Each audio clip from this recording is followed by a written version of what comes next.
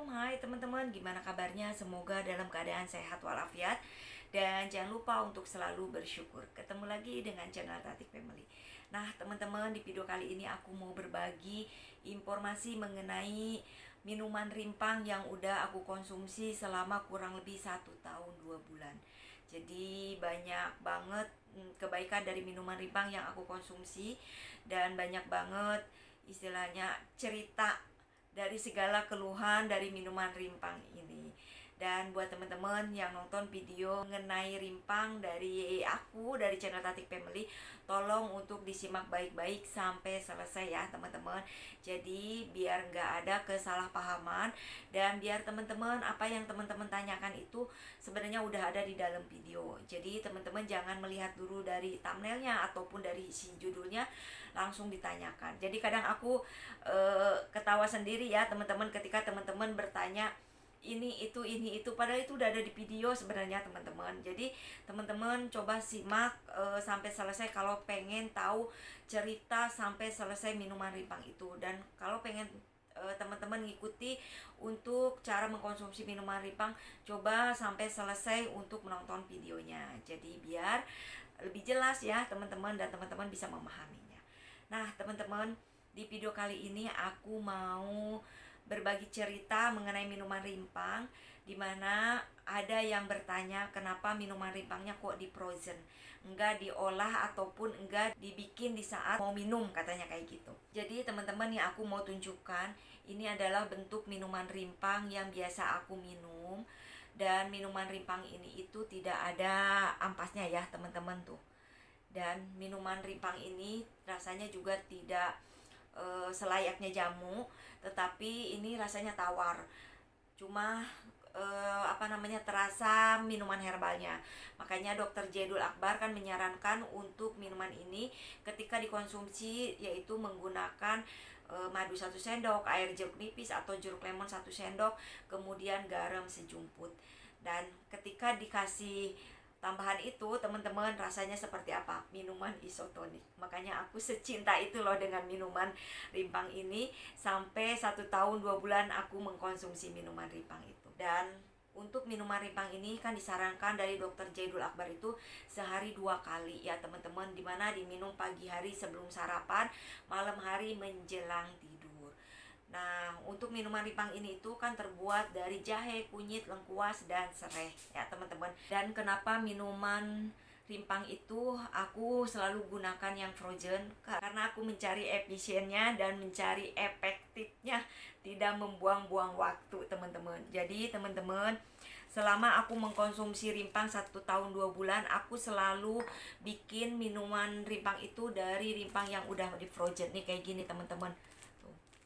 Ini kan udah 1 pack per 1 bulan teman-teman. Jadi aku suka bikin untuk pesanan teman online, ini untuk stok 1 bulan. Jadi ketika aku minum minuman rimpang itu, kadang kan aku lagi nggak sempet bikin ya teman-teman. Apalagi kalau misalkan pagi-pagi itu kan repot urusan anak-anak. Jadi nggak mungkin kayaknya aku harus tiap pagi untuk nyuci-nyuci rimpang, untuk ngolah-ngolah rimpang gitu kan, kayak makan waktu walaupun hanya buat 1 gelas teman-teman gitu.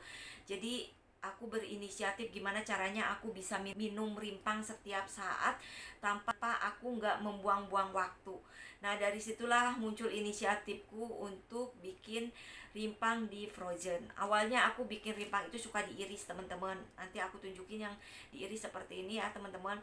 Kemudian nanti kita tinggal seduh aja dengan air panas. Kenapa nggak dimasak? Karena memang menurut informasi alangkah baiknya itu diseduh dengan air panas. Karena kalau direbus ataupun dimasak, katanya kandungan dari rempah-rempah itu akan berkurang sedikit. Katanya seperti itu ya teman-teman. Dan kalau nggak salah Dokter Jaidul Akbar juga pernah menerangkan seperti itu. Jadinya ya udah saya ngikutin dari saran dari Dokter Jaidul Akbar.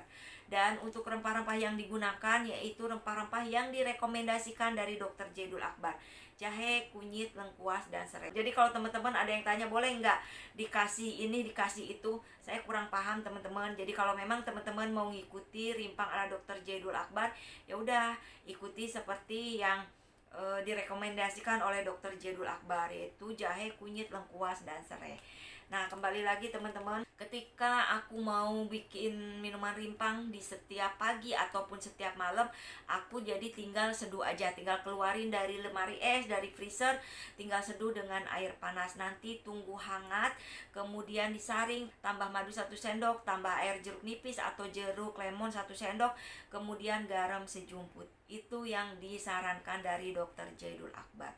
Kalau teman-teman katanya takut dengan minuman itu ditambah madu ataupun jeruk nipis, jeruk lemon, mau di skip aja, boleh-boleh aja. Tapi ya rasanya nanti tawar, hambar ya teman-teman. Jadi cuma kecium rempah-rempahnya aja. Kalau misalkan udah ditambahin pelengkapnya minuman ini itu teman-teman, jadi rasanya tuh kayak minuman isotonik.